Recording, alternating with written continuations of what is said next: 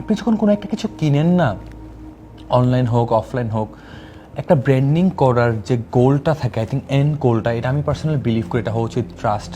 Because যখন আপনি আপনার অ্যাডটা মানুষের কাছে যায়, আপনার অফারটা যখন মানুষের কাছে যায়, অফারটা যদি ক্লিয়ার না থাকে আর তারা যদি ট্রাস্টটা না ফিল করে, ট্রাস্ট মি কেউই কিনবে না। আপনি নিজের কথাই ভাবেন, আপনি আজকে একটা পেজ থেকে সার্ভিস নেন, আপনি একটা পেজ থেকে একটা কাপড় কিনেন, আপনি একটা পেজ থেকে একটা স্প্রে কিনেন, একটা যা ইচ্ছা কিনেন, আপনি যদি তার পেজের প্রতি আপনি ট্রাস্টটা না পান, ওই এনার্জিটা যদি না ফিল করেন যে না, আই থিঙ্ক আমি কেনার পর ওরা হচ্ছে যে আমার প্রোডাক্টটা দিবে না, আপনি কখনো কিনবেন?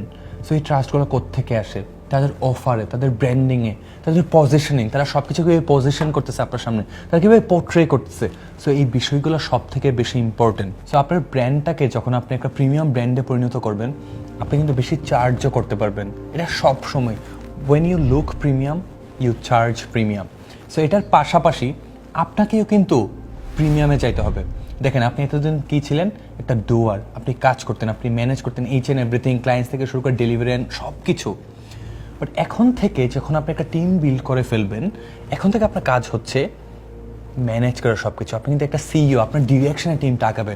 আপনার কাজ সেলসে ফোকাস করা, কীভাবে সেলস আনবেন, কীভাবে হচ্ছে আপনি নিউ ক্লায়েন্টস অ্যাট্রাক্ট করবেন, কীভাবে আপনার ব্র্যান্ডটাকে আগাবে। যদি আপনি গ্রোথই না হয়, সেলসই না আসে, you can't sustain, you can't survive. So এর পাশাপাশি হচ্ছে বিজনেসটাকে একটা সলিড ব্র্যান্ডে কনভার্ট করতে, একটু আমরা কথাই বললাম, এগুলো আপনার কাজ। পাশাপাশি টিমকে সলিড ডিরেকশনস দেওয়া অ্যান্ড স্কেলিং স্ট্র্যাটেজিতে ফোকাস করা। আপনি যত যাই কিছু করেন না কেন, if you don't focus on scaling, আপনি যদি কোম্পানির গ্রোথ না হয়, স্কেল না হয়, খুব বাজেভাবে আপনি লং রানে হারবেন। সো এইসব বিষয়ে আমাদের খুব মনোযোগ সহকারে ফোকাস করা উচিত in order to make freelancing A brand or a company.